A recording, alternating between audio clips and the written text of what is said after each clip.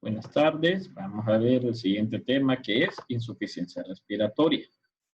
Primero, es un estado en el cual los pulmones no pueden oxigenar la sangre adecuadamente y no son capaces de evitar la retención de CO2. ¿Qué quiere decir? Que los pacientes tienen problemas para oxigenar y no pueden evitar que se retenga CO2 ya que no se puede eliminar. Es el resultado de diversas afecciones que me pueden alterar ventilación, la relación ventilación-perfusión o el flujo sanguíneo pulmonar. Lo que nos llevan estas alteraciones es que los pacientes tengan hipoxemia e hipercapnia. Recuerden que hay hipoxia cuando disminuye la sangre en tejidos, hipoxemia cuando disminuye el oxígeno en sangre, hipercapnia, la retención de dióxido de carbono en sangre, y estos estados pueden estar de forma aguda o crónica, y ambas pueden coexistir. ¿Qué quiere decir? Que un paciente puede ser que pase con hipoxemia crónica, o hay pacientes que hacen hipercapnia crónica. Por ejemplo, los pacientes con neumopatía restrictiva crónica, los pacientes con EPOC pueden hacer hipercapnia. Si nos vamos por las causas, puede ser por obstrucción de las vías aéreas, infecciones, cuerpo extraño, laringoespasmo, tumores, debilidad de músculos respiratorios, lesiones cerebrales, sobrecarga de drogas, Guillain-Barré, distrofia muscular, lesión de médula espinal, lesión de la pared torácica.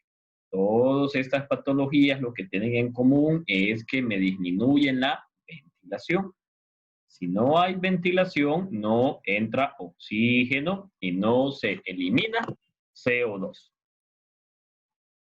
También puede haber desequilibrio en la relación ventilación-perfusión, como los pacientes con EPOC, los pacientes con enfermedad pulmonar restrictiva, neumonías graves, atelectasis. Y por último, alteraciones en la difusión, como el edema agudo de pulmón y el síndrome de distrés respiratorio agudo. Al hablar de hipoventilación, quiere decir que disminuye el volumen de aire que ingresa en los pulmones y sale de estos. Esto se va a acompañar de aumento de la CO2 y disminución de los niveles de oxígeno en sangre. Si nos vamos a las causas, según mecanismo y según zonas, puede ser por alteraciones del impulso respiratorio, ya sea por daño en quimiorreceptores periféricos y centrales o por daño a las neuronas respiratorias del tronco encefálico. Y tenemos, por ejemplo, la hipoxia prolongada, alcalosis metabólica, poliomielitis, infartos, hemorragia y traumatismos del tronco encefálico, administración crónica de fármacos, ojo con los fármacos antitusivos, ojo con los fármacos que son para dormir, los ansiolíticos, sedantes, porque todos estos tienen cierto efecto sobre el sistema respiratorio. El hipotiroidismo y también el síndrome de hipoventilación alveolar primaria. Luego está por problemas neuromusculares. Doctor. ¿Sí? Doctor, se le escuchó como entrecortado. Sí, doctor, ¿podría repetir eso lo que dijo, por favor? Bien, pues puede ser por alteraciones en impulso respiratorio, problemas que esto se puede dar por problemas en los quimiorreceptores periféricos y centrales, alteraciones de las neuronas respiratorias o del tronco encefálico. Esto, el ejemplo puede ser alcalosis metabólica, poliomielitis, infartos, hemorragia, traumatismo del tronco encefálico, administración crónica de fármacos, como los fármacos que se utilizan para depresión, los ansiolíticos y los sedantes. Y también en síndrome de hipoventilación alveolar primaria.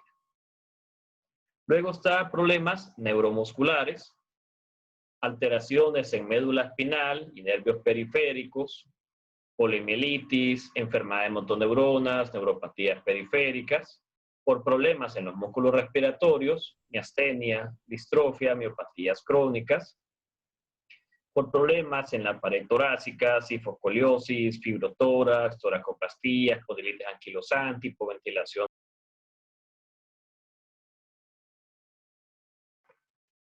David, el internet Está fallando. sí. Otra vez. Voy a ponerla aquí. Muy bien, continuamos.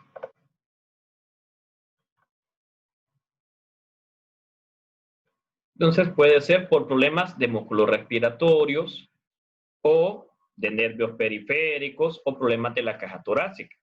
Así ven, estos también son causas de patrones restrictivos. Eso lo vimos el día de ayer. Patologías donde disminuye la desensibilidad. Y también por problemas de etiología obstructiva. Estenosis de la laringe, estenosis de tráquea, apnea del sueño, fibrosis quística y la neumopatía obstructiva crónica. Ven que así, aquí se combina lo que hemos visto, problemas restrictivos y problemas obstructivos. Ahora, ¿qué pasa cuando hay insuficiencia respiratoria? Hay retención de CO2, o sea, hipercapnia. La hipercapnia se acompaña de acidosis respiratoria. Y también tenemos hipoxemia. Disminuyen los niveles de oxígeno.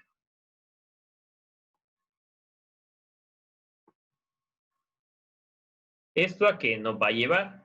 La hipoxemia, la hipercapnia y la acidosis respiratoria. La respuesta compensadora es retención de bicarbonato. Para mantener el anion gap, que es la relación de aniones y cationes, ¿cómo aumenta el bicarbonato? Debe disminuir el cloruro para tratar de mantener el anion gap. Si recuerdan fisiología, el anion gap es el sodio menos la suma de bicarbonato y cloro. Por lo tanto, se aumenta el bicarbonato, el cloro disminuye para mantener el anion gap. Igual esto lo vemos en tercer parcial. El CO2 tiene otro efecto que es sumamente importante. Es vasodilatador cerebral. Al haber vasodilatación cerebral, aumenta la presión intracraniana. Y esto conlleva que los pacientes hagan cefaleas, sobre todo durante las mañanas. Los pacientes con hipercapnia se levantan con dolor de cabeza. Luego tengo la hipoxemia. La hipoxemia también es vasodilatador cerebral. La hipoxemia hace que la persona se despierte durante la noche, con el sueño alterado, con confusión, fatiga. La hipoxemia crónica me va a aumentar la eritropoiesis. Esto causa policitemia. Y cuando la hemoglobina desoxigenada es mayor de 5 gramos por decilitro, esto causa cianosis. Ya vimos que a largo plazo la hipoxemia me causa vasoconstricción pulmonar, llevando a hipertensión pulmonar, insuficiencia cardíaca derecha o corpulmonar. Repasando, hipercapnia, retiene bicarbonato, baja cloro. Hipercapnia me causa vasodilatación cerebral. Esto me da cefaleas matutinas. Hipoxemia, vasodilatación cerebral, hace que la persona duerma mal, ya que se despierta durante las noches. La hipoxemia crónica me aumenta la eritropoiesis y me da policitemia. La hipoxemia crónica me causa vasoconstricción pulmonar, causando hipertensión pulmonar y finalmente insuficiencia cardíaca derecha o pulmonar. Al inicio, los pacientes que están con problemas ventilatorios lo que tienen es hipoxemia. La hipercapnia es un poco más tardía. ¿Qué quiere decir? Que cuando aparece hipercapnia, pues el paciente está bastante mal. Usualmente estos pacientes van a tener, Pueden tener áreas perfundidas, pero no ventiladas, por ejemplo, POC, asma, neumonía, o puede ser que tenga problemas de perfusión, como es el caso de tromboembolia pulmonar. Todas estas patologías al inicio, el paciente, dependiendo de la severidad, comienza a hacer hipoxemia. Eventualmente, cuando es más severa, retienen CO2 y hacen hipercapnia. Hipoxemia es cuando los niveles de oxígeno en sangre son menores de 60 milímetros de mercurio. Esto se obtiene a través de sangre arterial. Se le mira al paciente, sangre arterial, y se ven niveles de oxígeno, si están bajos. Puede ser por un problema que tengamos menor oxígeno en aire, una enfermedad respiratoria o un problema de la función circulatoria. Los efectos de la hipoxemia se dan a través de la hipertensión, de la hipoxia tisular y los mecanismos compensatorios que utiliza el cuerpo para adaptarse. Recuerden siempre que en un estado patológico, el cuerpo busca mecanismos compensadores para tratar de mantener sus funciones normales. Recuerden que no todos los tejidos tienen la misma sensibilidad a la hipoxemia. Por ejemplo, el sistema nervioso es bastante sensible. El cerebro, recuerden que no trabaja sin oxígeno. Igual pulmones y corazón son bastante sensibles. Y cuando los niveles de oxígeno son críticos, aumenta la producción de ácido láctico. El ácido láctico me va a causar acidosis láctica. Y cuando eso pasa, no es bueno, ya que la acidosis láctica causa serios problemas. La hipoxemia puede ser porque los pulmones estén poco oxigenados, ya sea porque haya poco oxígeno en la atmósfera, por hipoventilación, como ocurre en las causas neuromusculares, miastenia gravis, Guillain-Barré, distrofias musculares. Luego están enfermedades pulmonares, donde puede haber aumento de la resistencia a las vías aéreas, en el caso de POC, o disminución de la distensibilidad pulmonar, como la fibrosis pulmonar, derrame pleural. O puede ser que el paciente tenga problemas en la relación ventilación-perfusión, ya sea por aumento del espacio muerto o que tenga cortocircuitos, o problemas de difusión de la membrana, o sea que la membrana alveolo capilar está dañada, como ocurre en los pacientes con síndrome de distrés respiratorio. También están los cortocircuitos que pueden influir, el transporte inadecuado de oxígeno a los tejidos por hemoglobinopatías, choque, problemas de obstrucción arterial, de obstrucción vascular localizada y el edema tisular, que puede comprimir los vasitos y llevar a hipoxia de los tejidos. Y por último, que tenga niveles adecuados de oxígeno en sangre, pero los tejidos no puedan utilizarlo. Por ejemplo, la intoxicación por cianuro. Las manifestaciones clínicas de la hipoxemia se dan por dos mecanismos. Uno, la hipoxia tisular. Dos, los mecanismos compensatorios. Cuando hay hipoxemia leve, el paciente siente mareos, visión borrosa, que estos son por la hipoxia en sistema nervioso, e hiperventilación, que es la respuesta compensadora.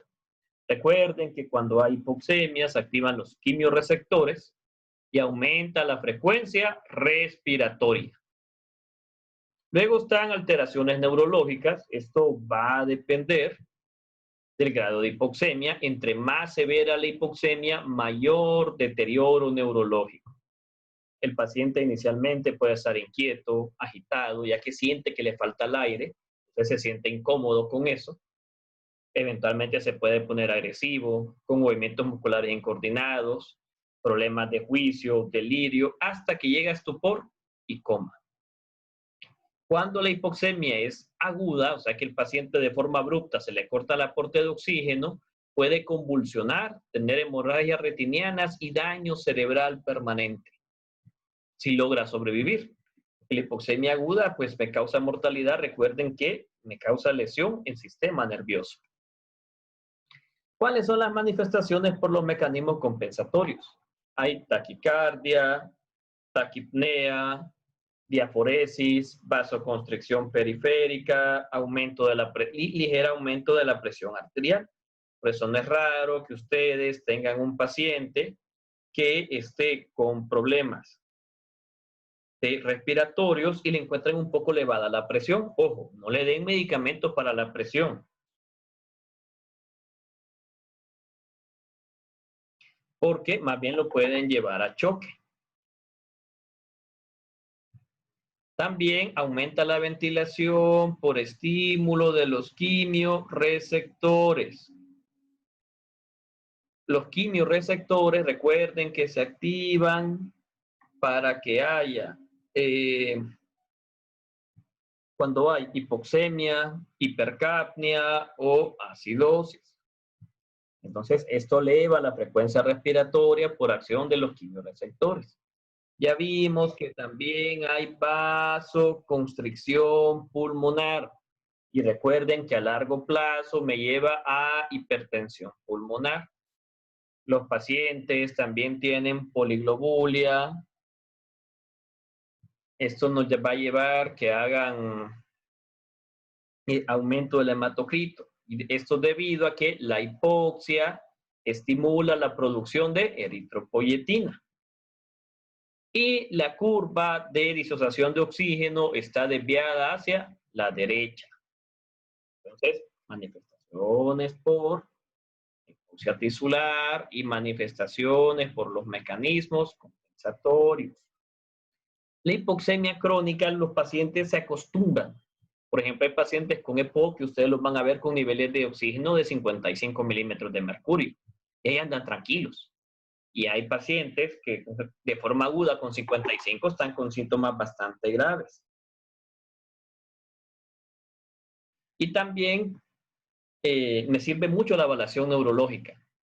En pacientes con hipoxemia crónica, cuando hay depresión del sistema nervioso, o sea que el paciente lo ven con tendencia al sueño o mal, entonces ahí es cuando me indica que la hipoxemia crónica empeoró, agudizó. Y es frecuente que la hipoxemia crónica me dé hipertensión pulmonar. También estos pacientes me harían acropaquias, pueden estar con cianosis, pueden estar con insuficiencia cardíaca derecha. Entonces, si en el examen les pregunto, manifestaciones clínicas de hipoxemia crónica, pueden colocar acropaquias, cianosis, insuficiencia cardíaca derecha o cor pulmonar secundario a hipertensión pulmonar. Y en el hemograma puede haber poliglobulia, o sea que aumenta la cantidad de eritrocitos. Hipercapnia quiere decir que hay CO2 mayor de 45 milímetros en sangre. Se da en situaciones de hipoventilación que logren causar hipoxia. ¿Qué quiere decir? Que yo voy a tener hipoxemia junto con hipercapnia. Pero no voy a encontrar hipercapnia sola. O sea, no va a tener oxígeno normal y niveles de CO2 elevados. O sea, algo no está bien ahí. Eso no es normal. Puede ser un error de laboratorio. Usualmente el hipercapnia implica que el problema respiratorio ya es tan grave que no puede eliminar CO2. Las causas, pues, todo lo que hemos visto, obstrucción de vía aérea, EPOC es un ejemplo clásico de hipercapnia, sobre todo cuando hacen las exacerbaciones, igual en asma bronquial, en una crisis leve de asma no hay hipercapnia, pero una crisis severa, sí. Cuando hay hipoventilación, por ejemplo, ateleptasias, por causas neuromusculares, patologías que me van a causar un patrón restrictivo y el paciente no puede respirar de forma adecuada y por lo tanto retiene CO2 y fármacos. Los pacientes con depresión que tienen intentos suicidas, es frecuente que muchos de ellos tengan acceso a eso como parte de su tratamiento. Entonces, si se toma unas 10, 20 diazepam, dependiendo del umbral de la persona, puede hacer parada respiratoria y deja de respirar por sí mismo, haciendo hipoxemia y acidosis respiratoria. Importante, los pacientes que tienen hipoxia crónica e hipercapnia crónica, los quimiorreceptores periféricos son los que mantienen la respiración. Estos quimiorreceptores están localizados en carótida y arco aórtico y responden a los cambios de oxígeno. ¿Qué quiere decir? Que la hipoxemia es lo que nos mantiene respirando en esos pacientes que tienen problemas crónicos. Si a un paciente de esos yo le doy dosis altas de oxígeno, ¿qué va a pasar? Los quimiorreceptores dicen, bueno, ya tengo un montón de oxígeno y la frecuencia respiratoria disminuye. Esto me va a causar que los pacientes retengan CO2 y eso es peligroso. Por eso, pacientes con hipoxemia crónica no se les da dosis alta de oxígeno, porque esto me va a deprimir la respiración y van a retener CO2. También puede ser que estos pacientes se fatiguen. Recuerden que estos pacientes pasan con aumento de la frecuencia respiratoria. Y muchos pacientes tienen ya pérdida de masa muscular, por ejemplo, los pacientes con EPOC, o tenían problemas ya musculares previos, como las causas neuromusculares.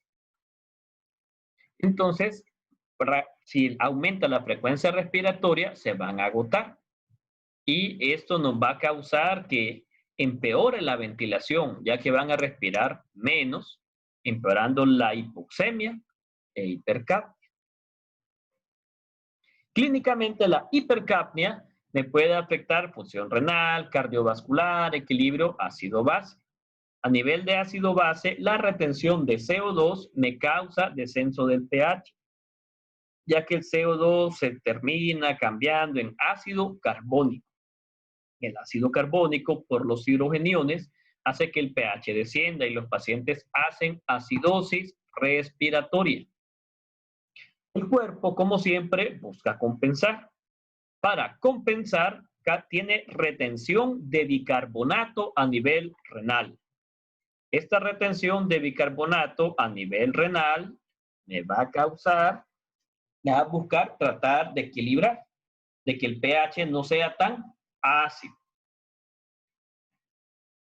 Es impresionante que los pacientes con hipercapnia crónica pueden estar asintomáticos, pueden andar con 50 de PO2 y allá andan tranquilos. Pero el CO2 tiene efectos que son preocupantes. Es sedante en sistema nervioso. Es vasodilatador cerebral. Al ser vasodilatador cerebral me aumenta la cantidad de sangre. Entonces los pacientes tienen cefalea y aumenta la presión intracraneana.